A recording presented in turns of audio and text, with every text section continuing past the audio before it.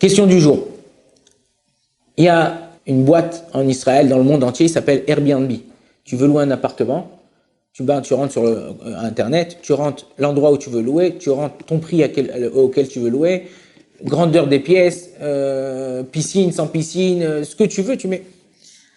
Il y a 5 filles, ils sont partis en vacances, enfin ils veulent partir en vacances, ils se sont dit on part toutes les 5 ensemble. Ils ont loué par Airbnb, ils ont payé, chacune elle a payé à une le prix du séjour, et elle a payé avec sa carte bleue. Ok? Maintenant, une des 5 filles, elle vient voir, elle dit écoutez, moi, sauf mes parents ils m'ont demandé de partir avec eux, je veux annuler le voyage avec vous, rendez-moi ma part.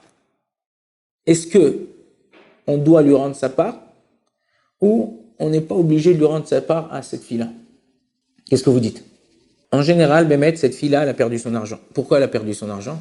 Parce que maintenant qu'ils ont payé, il y a dans le Shulchan Aruch, il y a un moyen d'achat que même si d'après la Torah, ça s'appelle pas un moyen d'achat, si ça s'appelle situmta. C'est quoi situmta? C'est une façon d'acheter au niveau de la halacha que tous les gens ils ont l'habitude d'acheter comme ça. Vous allez à la bourse de diamants à Anvers, il lui a vendu le diamant, il lui a pas encore donné l'argent, rien du tout, ils ont serré la main, ils ont dit Mazel Tov. Ça, c'est la façon d'acheter, de fermer l'affaire.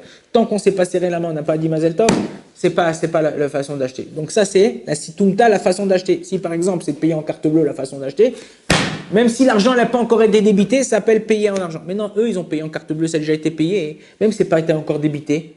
Si elle veut annuler, c'est pas par rapport à ses copines. Elle peut pas demander à ses copines l'argent. Ses copines, eux, ils ont déjà payé l'argent au propriétaire.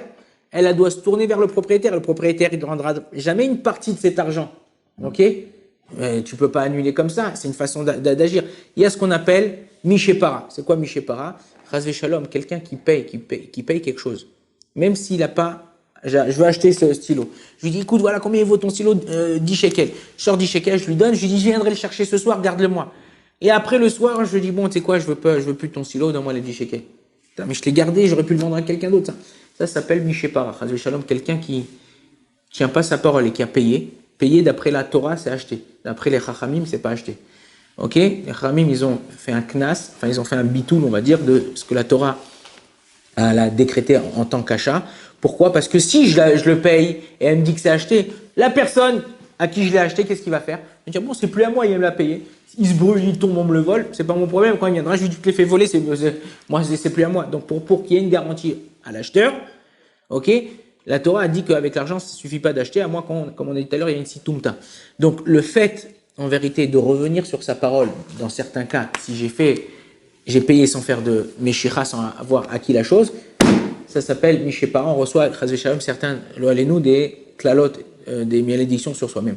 Dans ce cas-là, il n'y a pas le cas de malédiction, l'achat il a été fait, mais non, elle ne peut pas demander l'argent à ses copines, puisque ses copines, comme elle, ils ont payé au propriétaire, si elle veut récupérer cet argent, c'est face au propriétaire. En général, Airbnb, si on allume, ça fait un knas, il y a une amende, on paye des agios, donc dans ces cas-là, eux, les copines, elles sont pturotes, elles sont pas chayavot, elles sont pas obligées de lui payer quoi que ce soit. Baruch Adonai l'olam, amen, amen.